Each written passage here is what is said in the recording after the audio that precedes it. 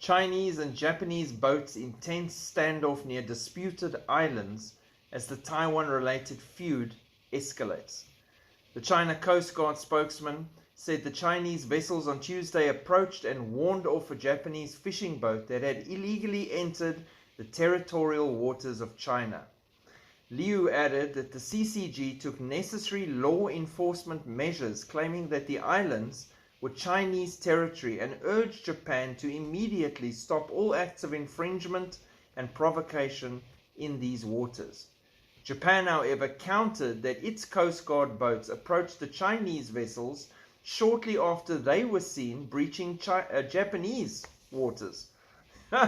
So the Chinese say they're breaching, the Japanese say they're breaching, and both are issuing warnings and threats demanding they leave sovereign waters.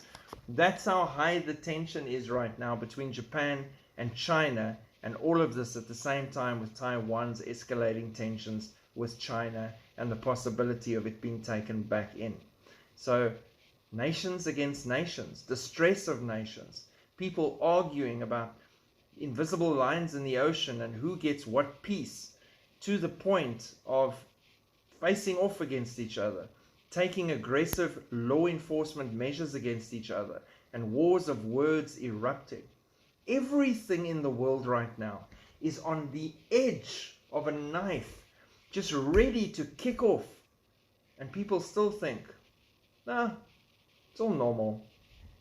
Nothing to see here.